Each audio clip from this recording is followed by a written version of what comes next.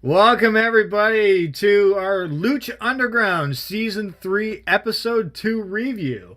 I am Coop, the comedian, here with my co-host, the Coop's Corner Drunk.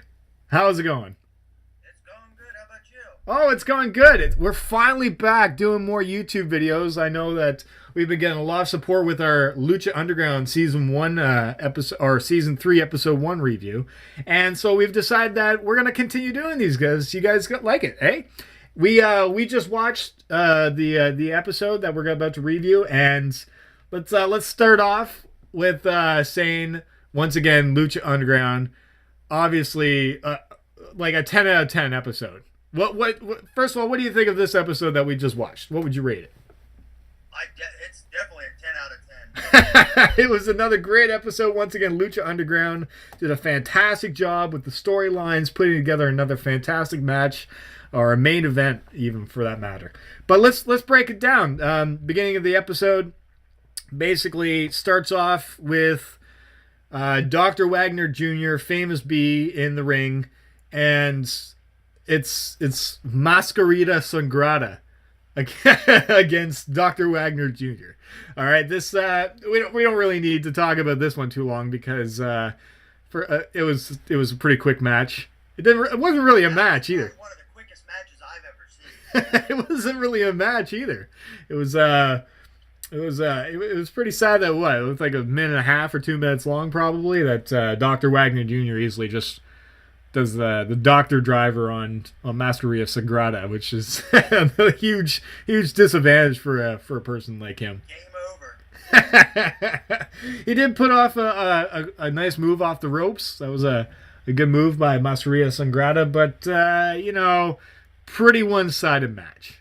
So next we move on to the storylines that they've been doing with the police. It was mostly the undercover police work that they were doing in this one, where the captain was talking to her undercover cops. They had Joey Ryan and they had Cortez Castro in there. They were sort of had a little beef with each other, like always they do. And and then after that, then they moved on to the match between Argenis and Mil Muertes, which basically showed off Mil Muertes' strength in that. It wasn't really. It was a pretty quick match as well. Mil Muertes. What do you think of him? Seeing him for the first time. I like to root for like the underdog. You do, eh? Well, Argenis was definitely an underdog and didn't really show off too much. He did a nice moonsault off the rope there where he climbed up, and it's pretty impressive how the luchadors can do that. But Mil Muertes easily just overpowered him. At the end of the match, Prince Puma, which is one of the most loved rivalries in Lucha Underground, they started going at it, renewing their rivalry. Obviously, Vampiro was the one that last week pushed Prince Puma into getting back to Mil Muertes, because that's who he lost the title to, and Prince Puma has not been the same since. So Vampiro is the one that got him going. They're going to renew their rivalry again, and it's going to be great to see. So looking forward to that. After that, they go back to a storyline where it was like a millennium ago, where they had a child that was talking to her father, where the father was passing away, and they give the child a medallion that apparently only works for women. And then they fast forward it, and it was the captain. It was actually the captain, and that was the kid. And yet the medallion was in half. It was split in half. So somebody else has the other part of it, and we'll get to that later on. That was interesting to see the captain holding on to the medallion. So she's obviously been, I don't know how old she is. She might be a couple 100 years old, maybe 1,000 years old, not sure. But either way, she has a part of that medallion. That was pretty interesting to see. And then we get, after that, then they talk about Cortez Castro being suspended and then coming back and saying that he's on the captain's side. And I didn't get to really show this to my co-host here, but Joey Ryan, the guy that looked like Ricky from Trailer Park Boys, you said? Yeah. All right. So what happened is he actually was in the room of Dario Cueto, who was the manager, the big boss, the big organizer. He was in that room, and then basically ratted out the other cop, saying that he's an undercover cop, and he also mentioned that he's a cop himself. And he said that that he's a double agent, that he wants to be a double agent.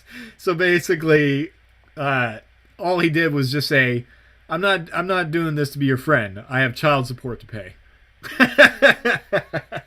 So he basically double crossed Cortez Castro, ratted him out, and something's probably going to happen with Cortez Castro and Joey Ryan, and then Dario Cueto's going to, throw a bunch of stuff at him. But and then all right.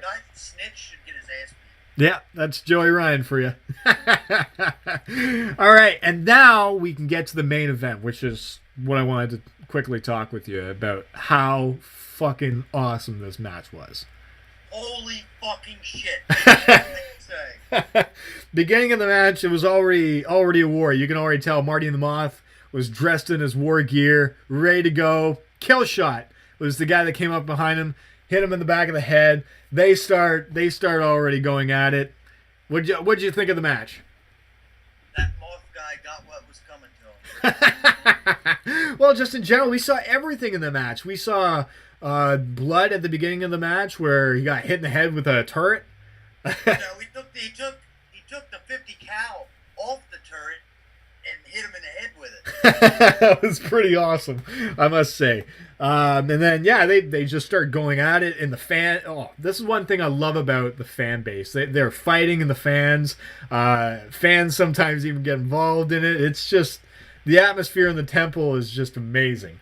And then we saw everything. We saw tables. We saw... big ass ladders. Oh, big ass ladders, man! Chairs. Like there was even a part where one of them got suplexed on the ladder, and it bent the ladder. That was pretty intense, man. The Moth guy. It was the Moth guy, yeah. I can't remember his freaking name, but the Moth just sticks with my... Marty the Moth is what he goes by. Marty the Moth. Marty the Moth. He already sounds like a creep. Right? Yeah. Yeah, dude, he hit that ladder, and you could see where it was near, like, the middle of it, and it just went, doo-doop, and had, like, a dip in it. Yeah. Oh, man. Like, and then the power bomb over the ropes onto the two tables that were flattened out.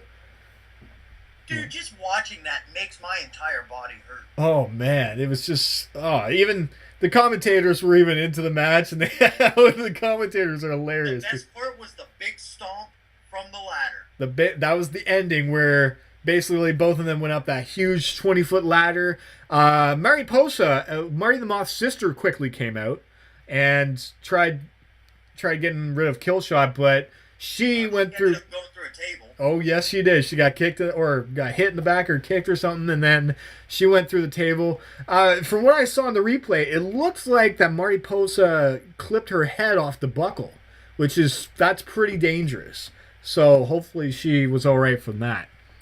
But basically, the end of the match, Killshot was at the very top of the ladder, rips his dog tags, the ones that Marty the Moth has been taken from him forever, and basically does the kill, the bullet to the head thing with his little symbol that he does with his hand, and then double stomps him through a table at the very top. Dude, I don't know how that doesn't kill somebody. It's just amazing what they do on Lucha Underground. What a fantastic match. What would you rate that match? 10 out of 10? Definitely. That was a definite 10 out of 10. Absolutely. Yeah. Lucha Underground, you guys did it again. And basically what happened that was the end of that match, so hopefully the rivalry is over with those two. And then at the end, you didn't get to see this at the end, but Mil Muertes, and Katrina, the really hot girl that we keep talking about. She got the tickle bitties. Basically, Mil Muertes wants Puma. They're probably going to do another match again.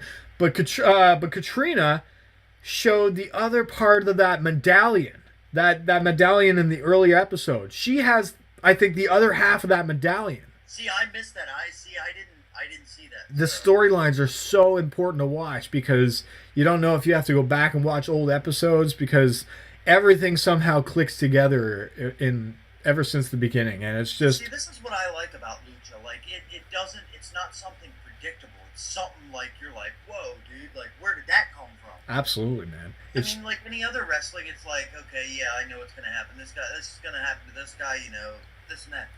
Like, I like something that you get put on suspense. Absolutely. Like storylines. Storylines, and this is more of a TV show more than the actual like the. It seems more real than, I guess. Well, I'm not sure about real. They have like people that like get killed on the show. No, but I mean, it doesn't seem like, okay, yeah, it doesn't seem like it's just scripted.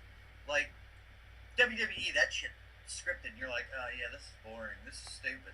But Lucha, like, just, I don't know, it keeps me in suspense, and I'm like, okay, what's next? Like, I really want to know what's next. It's such an incredible show, and I can't wait for the next episode. We'll be back here for episode 3.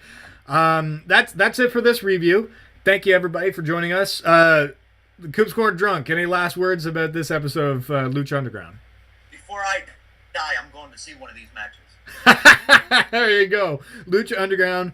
Hopefully you live on forever because I'm definitely going to try and come down and go watch one of those episodes too. I'm in Canada. That'd be badass if they go on tour, but I probably have to. Definitely have to do that. Oh yeah, no, we'll definitely have to hopefully go see a show live. And thank you everybody for listening to this review, and we'll see you next time.